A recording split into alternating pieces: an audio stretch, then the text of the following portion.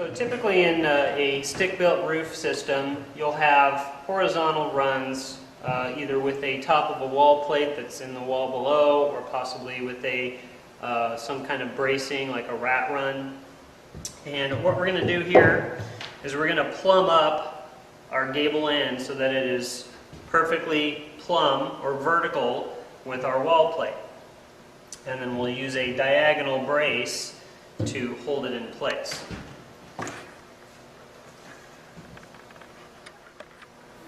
We'll use our level to plumb up from the plate to the top of the ridge.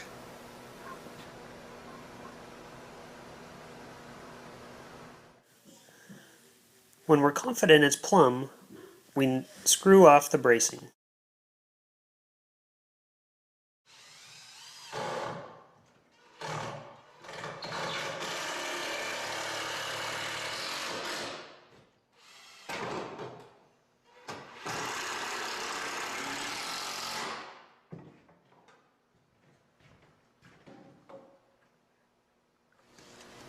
When you're calculating the length of your diagonal brace, you want to measure the height of this point here, which would be roughly 14 3/4 inches.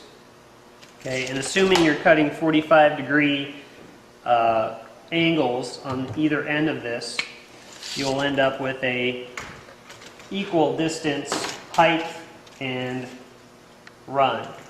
14 3/4, 14 3/4. And we can then calculate the same way we calculate a 12-12 pitch roof, for example. It's simply a 45-degree angle with a rise of 14 3/4 and a run of 14 3/4, and then we can calculate the diagonal distance. So to calculate our diagonal, we type in our 14-inch 3/4 run, 14-inch 3/4 rise, and then hit the diagonal button.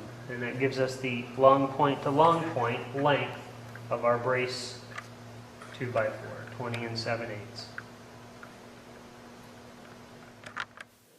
Your diagonal length distance will probably be different since you'll have a different pitch of roof, so you'll need to calculate the rise and run with your appropriate numbers. Don't assume that yours will be the same as mine.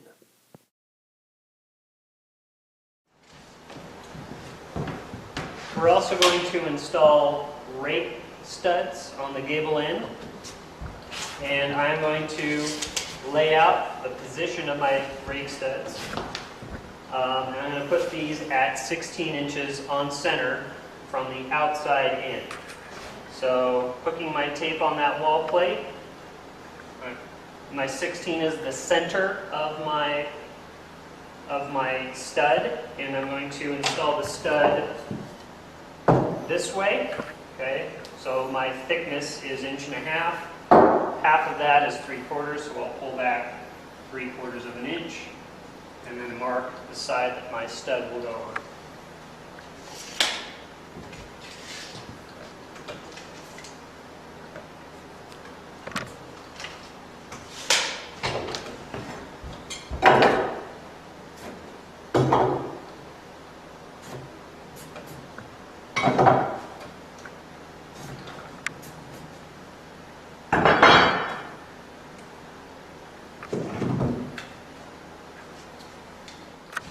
My stud will sit like so, and I'll need to cut a beveled crosscut to match the slope of my roof.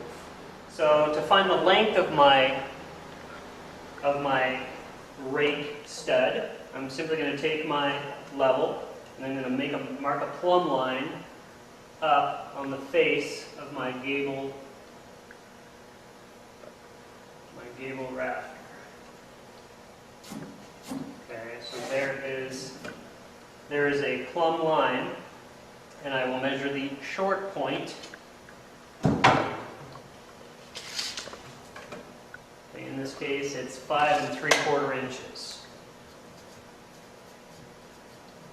to the short point of my rake stud. The opposite side should be identical since it's the the same distance from the outside wall plate.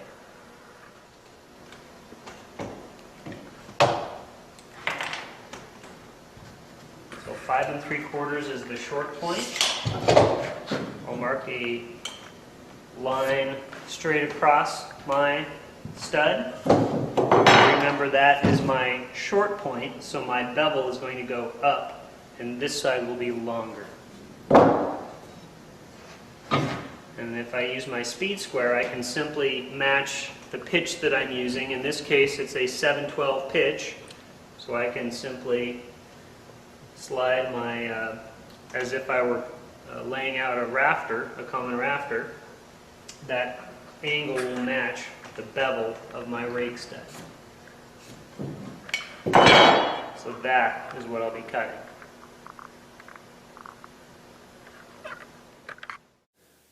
You can refer to the Rake Wall Lab for how to cut a beveled crosscut on a gable end stud. Here I have both gable end studs cut and placed in position.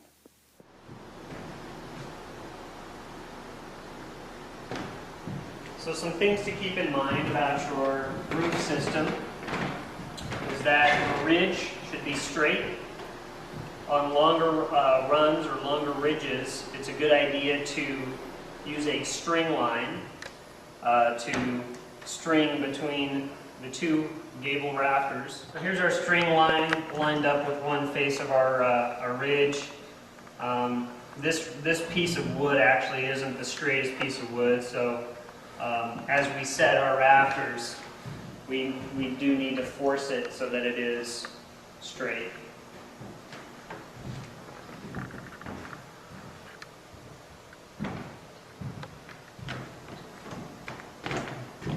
We also want to verify that all of our height above plates should match, in this case 2 inches. That of course is critical when you're laying out your rafters, that they all match that distance. Typically when we lay out our rafters, we make a template with our first rafter layout like we have in our practice layout labs. And then when we use that first one as a pattern for the subsequent rafters, we always want to line up the top edge of each rafter and mark the bottom. If the wood varies at all a little bit, you want to take that out of the bottom side so that all the top edges of the rafters are the same.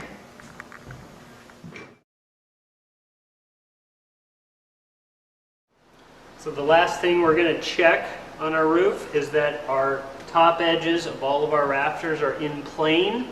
I have a long straight edge here, my level, and I should be tight on every rafter to the bottom of my straight edge. Okay, we allow up to 1/8 of an inch of variance because sometimes our lumber isn't straight, and it should be that way the entire way down. Your Unit 1 Lab 4 Gable Roof Lab is now complete. Please show it to your instructor for grading. Please also provide your calculations that you use to determine your rafter lengths.